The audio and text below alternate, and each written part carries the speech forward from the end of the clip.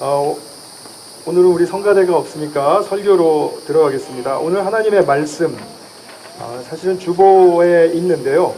네, 성경 요한복음 21장 15절에서 17절까지 성경을 가지고 계시지 않은 분은 단톡방에 올라간 그 주보 열어보시면 일면 하단에 있습니다. 일면 하단에 제가 봉독하겠습니다.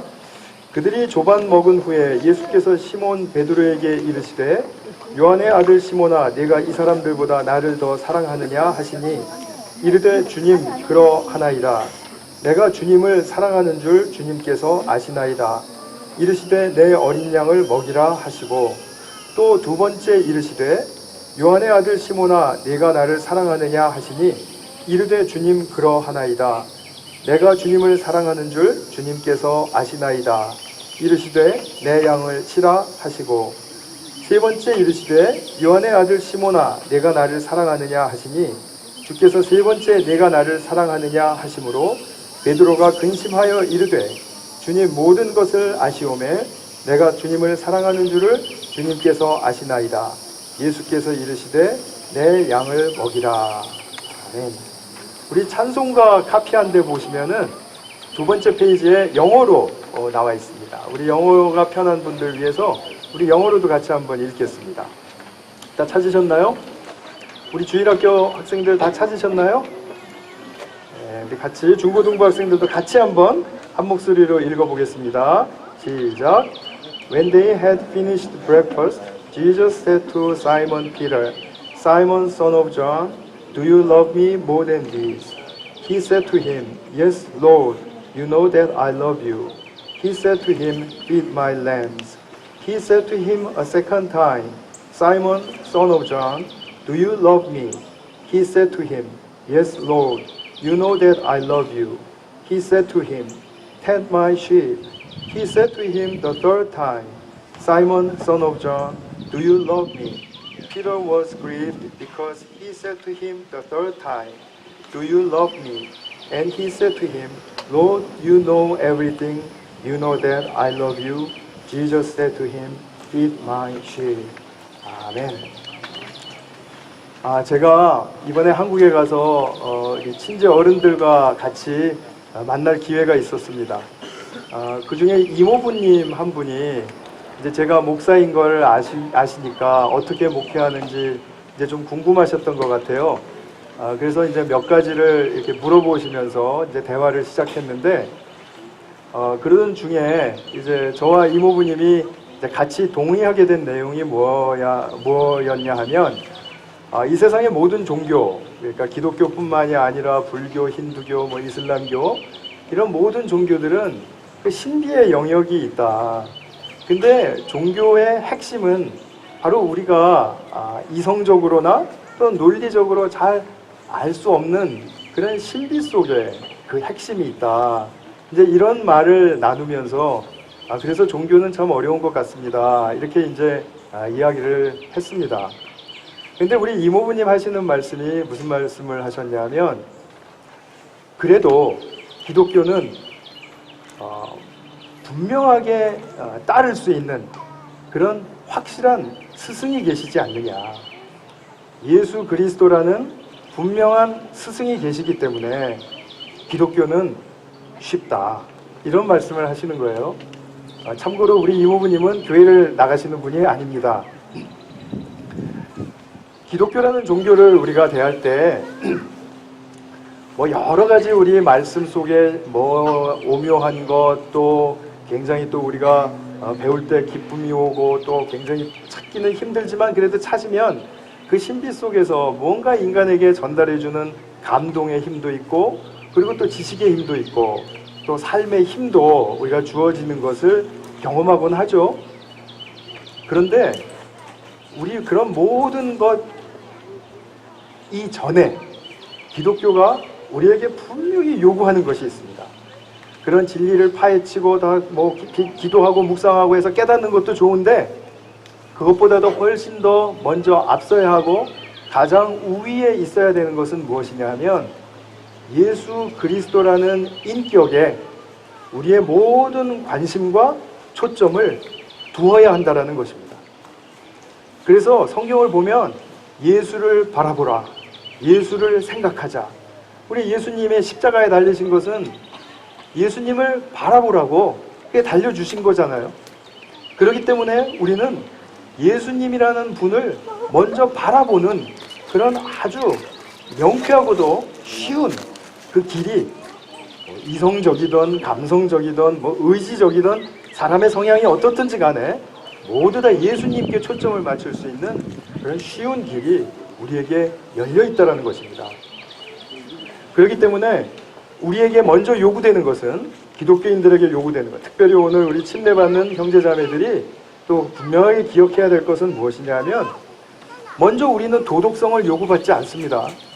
착한 사람이 되라, 성실한 사람이 되라라고 그렇게 먼저 요구받지 않습니다. 그리고 성실히 일해라, 그리고 이 세상에서 부지런해라, 이런 말도 그 다음의 문제이지 먼저 요구받는 것은 아닙니다. 어떤 업적을 이루어야 되고 우리가 어떤 사람이 되어야 하고 이런 문제도 나중 문제이지 먼저 앞서야 될 문제는 아닙니다. 우리가 분명하게 알아야 될 것은, 예수님을 만났을 때 우리가 예수님 앞에 지금 서 있다라고 생각을 해보세요.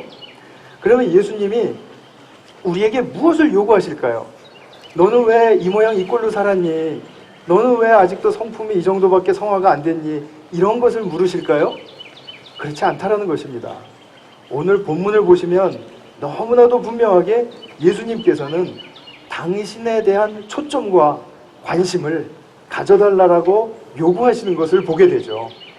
자, 오늘 우리가 성경을 읽었는데 우리 주일학교 학생들 한번 생각해 봤어요? 예수님이 누구랑 지금 만나셨나요? 우리 성경 읽은 거 생각해 보세요. 예수님이 지금 누구한테 말씀하고 계시죠? 아니, 그토록 관심을 가져달라고 말씀을 드렸건만 예수님이 누구랑 얘기하고 계시지? 시몬 베드로, 그죠? 피터한테 얘기하고 계시죠? 피터한테 뭐라고 물어보셨나요? 정민이가 옛날에는 정말 대답 잘했었는데 이제 사춘기 들어가더니 대답을 안 해요. 뭐라 그랬지? 뭐라 그랬지? 알렉스? 네? Do you love me? 몇 번 물어보셨죠? 3번. 와, 성경을 아주 착실하게 잘 봤어요. 예수님이 3번이나 베드로에게 네가 나를 사랑하느냐라고 물어보신 이유가 뭘까요? 그만큼 너와 나와의 관계에 있어서는 내가 너의 사랑이 대상이 되어야 된다. 네가 나를 사랑하고 나에게 관심을 가져주고 그리고 나를 존중하는 것은 그 무엇보다도 중요하다. 얘가 어떤 사람이 되는 것보다도 중요하고 어떤 일을 하는 것보다도 중요하다. 그것이죠. 여러분, 이거 잊지 마시기 바랍니다. 너무나도 중요한 주님 앞에 섰을 때 우리가 정말로 지키고 그리고 분명히 해야 할 우리의 태도와 우리의 마음가짐인 것입니다. 우리가 기독교 신앙을 가지면서 착각하기 쉬운 것이 있습니다. 그것은 뭐냐 하면, 우리가 주변을 바라보면 안 믿는 사람들 그 누구보다도 기독교인들은 성실해야 된다, 긍정적이어야 한다, 또 공동체와 사회에 유익을 끼쳐야 한다, 이러한 그 숙제 같은 그런 강박관념을 우리가 많이들 가지고 있는 것을 보게 돼요. 제 가까이서부터 또 멀리 있는 사람들까지 전부 다 기독교인이면 이렇게 해야 된다라는 그런 생각을 너무나들 많이 가지고 있고 거기에 많이 빠져 있어요. 그러나 우리가 물론 생각해보면 기독교인들은 도덕성이 높을 수도 있습니다. 그리고 긍정성도 높을 수 있고, 그리고 우리가 공동체성, 우리가 교회 생활을 늘 하면서 배우기 때문에 공동체적인 정신도 다른 어떤 사람들보다 높을 수 있어요. 그러나 우리가 주변을 바라보면 안 믿는 사람인데도 불구하고 너무나 사랑이 많고 자기 자신의 삶뿐만 아니라 사회와 국가와 또 타인을 위해서 너무나 희생적으로 그리고 그 즐거움을 맛보면서 살아가는 사람들을 보게 됩니다. 아무리 힘든 상황이 있어도 그 사람들은 신앙이 분명히 없는데도 불구하고 너무나 즐겁고 힘을 얻어서 그 어려움들을 잘 헤쳐나가는 사람들이 있어요. 자, 그러면 우리는 금방 혼동스러워져요. 저 사람들은 신앙이 없는데 어떻게 저렇게 살지? 그럼 내가 가진 신앙은 뭐지? 이러한 의문과 함께 회의를 갖게 된다는 거죠. 그러나 이것은 여러분 지금 맞는 방향에 있는 그런 생각과 태도가 아닌 것입니다. 기독교인들이 아무리 훌륭해도 우리보다 더 훌륭해 보이는 도덕성과 더 많은 업적을 남기는 비신앙인들이 이 세상에는 많아요. 그것을 우리 인정해야 됩니다. 그러면 우리 믿지 않는 사람들이 저렇게 잘하는 삶을 사니까 그 사람들이 우리의 경쟁의 대상인가요? 그 사람들을 우리가 넘어서야 된다라는 어떤 그런 신앙이 있기 때문에 내가 그런 어떤 부담감을 가져야 된다라는 말인가요? 절대로 그렇지 않습니다. 우리가 신앙에서 자유하지 못하는 하나의 이유가, 여러 가지 이유가 있지만 그 중에 하나의 이유가 있다면 바로 이런 부분들에 대해서 붙들리는 거예요. 우리는 예수님 앞에 섰을 때 너는 이렇게 잘해야 된다, 잘나야 된다 그렇게 생각하지 않습니다. 그러니까 우리 기독교인들은 항상 안 믿는 사람들 볼 때 이런 생각을 갖는 것 같아요. 우리가 저런 사람들보다 잘나야 되는데 잘날 필요가 없다라는 거죠. 우리가 그런 연장선상에서 너무나 우리가 그런 수준에 머물러 있을 필요가 전혀 없다라는 것입니다. 예수님을 만났을 때 내가 정말 진정으로 예수님을 사랑하는가? 내가 사랑한다고 고백할 수 있는가?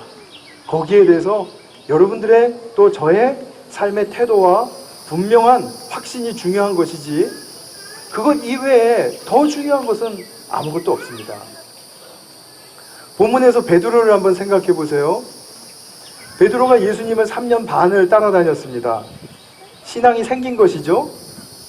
근데 베드로의 직업이 무엇입니까? 어부죠. 어부. 피셔맨이에요. 근데 예수님 믿고 나서 베드로 낚시 실력이 더 늘었습니까? 오늘 21장 그 앞에 3절에도 보면은 밤새도록 낚시질을 했는데 아무것도 못 잡았다 그랬습니다. 오히려 예수님 믿고 이 어부 실력이 떨어졌습니다. 가장으로서 베드로는 가정을 꾸리고 있었던 사람입니다. 그런데 예수님 따라다니느라고 가족들을 잘 돌보질 못했어요. 훌륭한 가장일까요? 그렇지 않아요. 우리는 다 잡으려고 하니까 그게 문제인 것입니다. 우리가 예수님 앞에서 과연 나는 어떠한 태도를 가지고 살고 있는가? 예수님 한 분에 대한 사랑과 존중과 관심이 분명하게 서 있는가? 그것이 중요한 것입니다. 그래서 우리는 때로는 실수할 수 있어요. 때로는 잘못할 수 있고 때로는 우리가 다른 사람에게 피해를 입힐 수도 있습니다. 그러나 내가 주님 앞에 섰을 때 가장 먼저 고백하고 분명하게 해야 할 것은 내가 주님을 사랑하는가입니다. 혹 내가 실수한 것 때문에 내가 잘못한 것 때문에 나는 주님을 사랑할 자격이 없습니다 라고 그렇게 느껴진다면 그것은 지금 참 사랑의 세계에 들어오지 못한 것입니다. 사랑은 절대로 어떠한 조건에 구애받지 않고 내가 사랑한다면 그것은 분명한 사랑이 되어야 되는 것입니다. 우리가 사랑하는 사람들이 사랑하는 남녀가 만나서 이제 가정을 꾸리죠.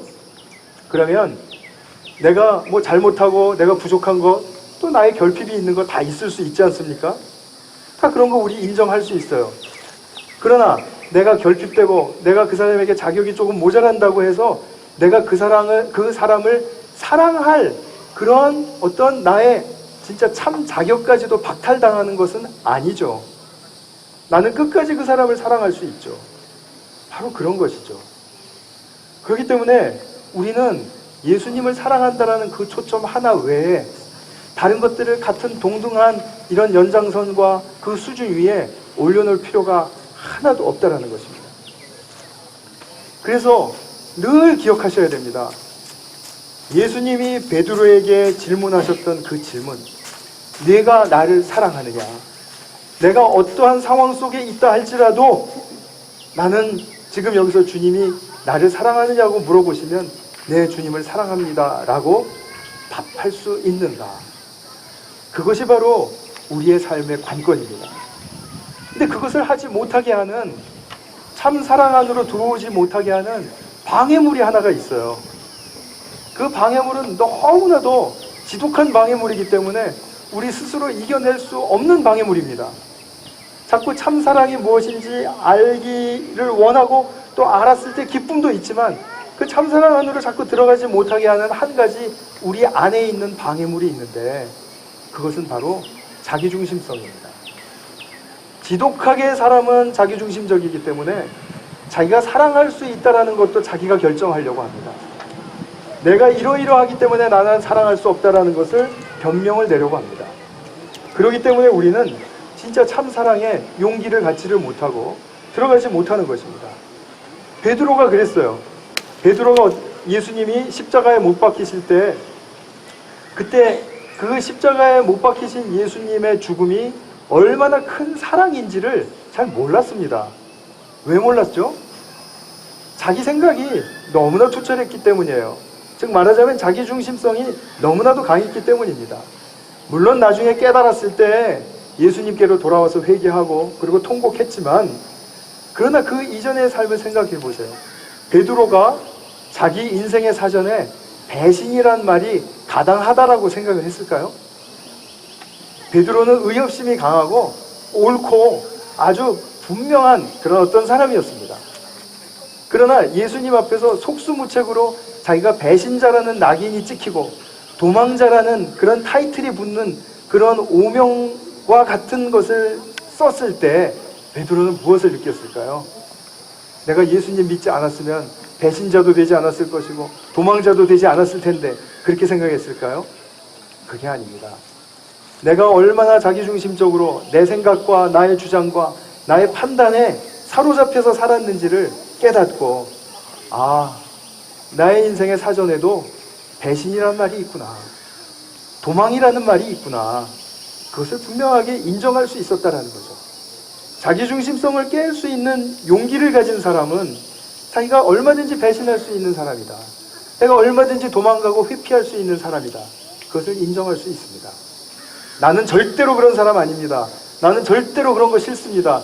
이렇게 얘기할 때 자기가 그 함정에 빠질 수 있는 위험이 있다는 것을 전혀 감지하지 못하고 살았었지만 예수님 앞에 서게 되면 그 사랑 앞에 내가 그것을 고백할 수 있는 사람이 된다는 것이죠. 우리가 가만히 보면요, 다 자기중심성에 사로잡혀서 저와 여러분들이 살고 있기 때문에 다른 거 다 잘해요. 다 잘하는데 사랑만 못해요. 사랑의 한계를 느껴요. 그래서 사랑을 못하고 지적도 잘하고 판단도 잘하고 제안도 잘하고 큰 소리도 잘 내고 너무나 좋아요. 다 잘합니다. 그런데 사랑 하나만 못해요. 이것이 우리가 삶이 방향이 역순이 되었다라는 증거입니다. 내가 언제 어느 조건 속에서라도 사랑할 수 있는 사람이다라는 사실을 자꾸 잊어버리는 것입니다. 그러니까 사랑에 대한 것은 사랑이 다야. 사랑 말고도 중요한 거 많지 않습니까? 이렇게 자꾸 변명하고 자꾸 그것을 자꾸 이렇게 엎어 씌우려고 하는 것입니다. 그렇게 하니까 사랑으로 말미암은 성장이 일어나지가 않고 그 사랑으로 말미암은 기쁨을 맛보질 못하는 것입니다. 우리가 주님 앞에 섰을 때 딱 하나 물어보신다라는 것 분명하게 기억하시기 바랍니다. 네가 나를 사랑하느냐입니다. 내가 어떤 존재인지 내가 어떤 일을 했는지 상관없습니다. 예수님께서 네가 나를 사랑하느냐라고 물어보시는 그 말씀이야말로 우리의 삶의 전국을 찌르는 아주 날카롭고도 날선 검과 같은 그러한 말씀이라는 사실을 분명하게 인정하시고 그 말씀 앞에 서시기 바랍니다. 그 말씀 앞에 분명히 서 보셔야 합니다. 그 말씀이 내 귀에 생생하게 들려 보셔야 합니다. 근데 한 번으로 족하지 않습니다. 2번, 5번, 10번, 100번, 1000번까지도 그 예수님의 질문은 우리에게 들려져야 하는 것입니다.